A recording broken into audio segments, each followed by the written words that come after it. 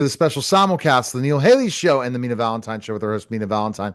Hi, Mina. Hi there. I'm really excited Oh, about the website now. So yeah, tell your listeners and readers about it. yeah. You can go to my website now and buy my books. Yay for us. Right, and she'll ship them and have an autographed copy. Two of the four books are available as softback. The others are coming soon, so we'll have. If you do order from those, we'll just hold on to those orders until we get those fulfilled. So it's almost like filling in those spots. But you got to catch up by reading book one, right? Everyone needs to catch Yes. up.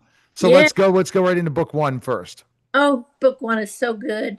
I just love that story. Um, Martin, his mother and father are dead, and he is tall, very tall and big. And he's not fat, he's just a big man. And so his friends from the Four Horsemen, they call him Mountain. And he was asked to go to the theater. Uh, I think it was John's mother, maybe. I can't remember. But one of the Four Horsemen's mother, he was going to take him to the Theater Royale. And he didn't want to go, but he talked Mountain and Frederick into going with him because um, he lured them, saying, after we take Mother home, we can go to Temple of Venus, which, was a men's club where you could play cards and gamble a little bit. And then they had women, you know, in little rooms.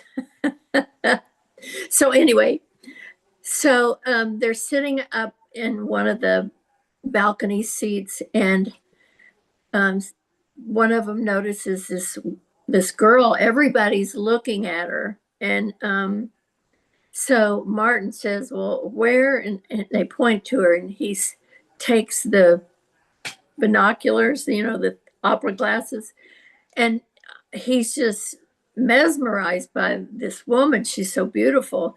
She's petite and very buxom, and very blonde hair, and has it up in little ringlets, and she's with her brother. Um, and he came home from school a day early just so he could go to this particular play. And so they're sitting in the gallery, and Martin leaves it right before intermission, trying to find her, can't find her. So then, right before the end of the first or the last act, he goes down towards the exit. But what he doesn't know is Muriel, the young lady, her brother wants to meet this actor, and so they head towards the stage, and he misses her. So somebody mentions to him that a lady and her brother went back to the backstage, and when he gets back there, all hell breaks loose. And it's just one kind of a roller coaster after another until the very end. And it's a great ending. And it's a happily ever after ending. Right, and that's exciting. All right, book two. Book two, oh, book two is really good. And it's about Frederick. And Frederick he was a hit and run kind of guy. He didn't want to get married. He thought he would wait until he got older and then marry some young cheeky poo because he was a marquis, and then have an heir. Uh, but he notices this woman, and she's black hair and green eyes, and she's very curvaceous. And she goes to this motiste. She's like, I'm tired of people not noticing me. I need to do something. So she changes the way she dresses. She fixes her hair different. And right away, Frederick notices her, and he really, really likes her. But he doesn't want a relationship. So he always he always goes to the Temple of Venus and has this one lady that he goes to see in particular because she's very good at what she does.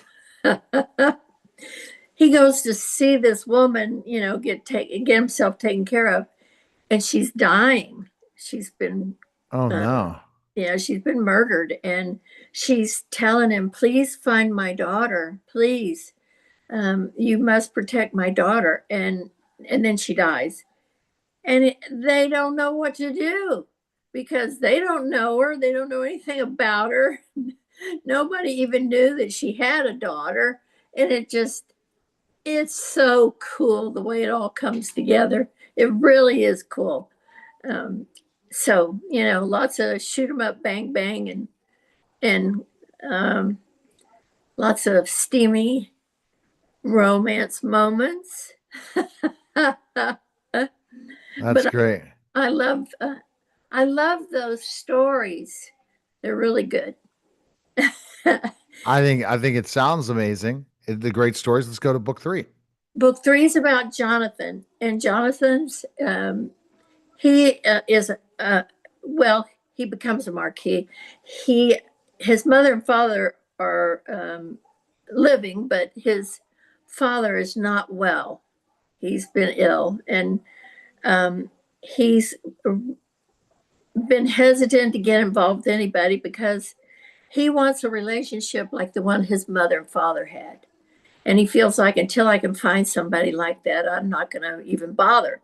He won't dance at any of the balls because he said, "Why should I waste my time? I'm not dancing with anybody I don't care about."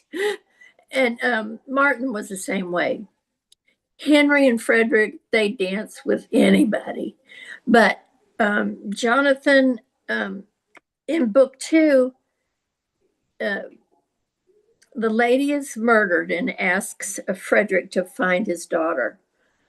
Well, in book three, the daughter's been found, and Jonathan falls madly in love with her. But his her father is one of his dearest friends, and so it just feels like, and he doesn't know.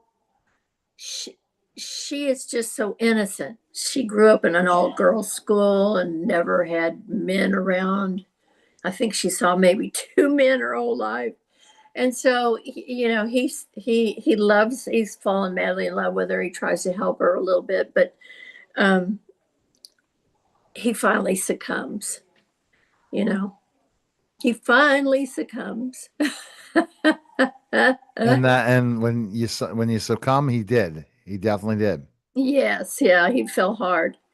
And then in book four, that's about Helen and Henry, and I love Henry, and he's such a good person, and he's got a great personality, and he he has helped his other horsemen in the other books. He's helped them, so he can't find Helen.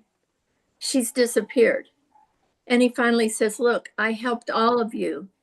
Now I need you to help me find Helen." And so they are able to trace her to the northernmost part of England.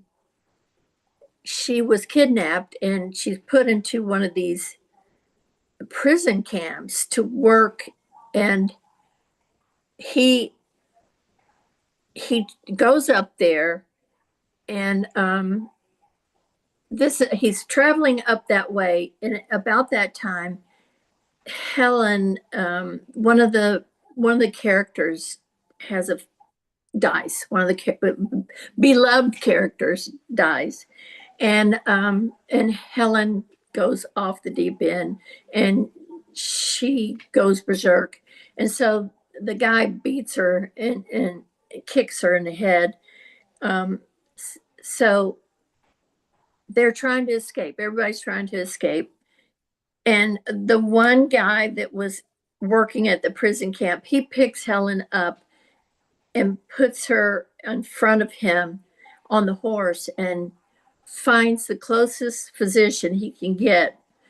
And he just leaves her and he tells her, yeah, I can't stay with you. I have to go or they'll catch me. And so the doctor and his wife take care of Helen, and because she's been kicked in the head, she has amnesia. And Henry finally finds her, and it's real ironic how they find each other. But he wants to marry her. He's still in love with her. He doesn't care that she can't remember him. Um, but he won't tell her any of that because he don't want to scare her. But he does convince her to marry him because he tells her, "You have no protection, and a single woman without a father or a husband is due for harm." And so she agrees because she says, "Hey, he's very good looking and he's really nice and he's very wealthy. So even though I don't know who he is, I'll marry him anyway." So it's interesting how she gets her memory back. Um, she leaves him again, and then boy, he finds her, and he says, "Don't you do this ever again." I love. So he takes care of them, and that's it. And the best place to go is minavalentine.com, right? Yes, yes, yes, yes. And Purchase the book there. Go ahead. I'm working on book 5, and this is about um,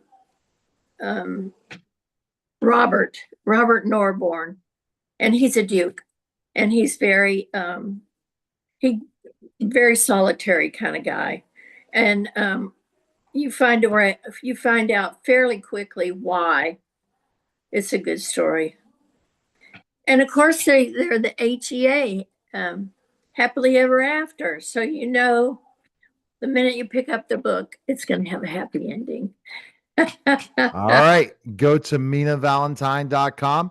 Appreciate it, Mina, and we'll talk soon. That was a special simulcast Neil Haley Show and the Mina Valentine Show, guys. Take care. Okay. All right. One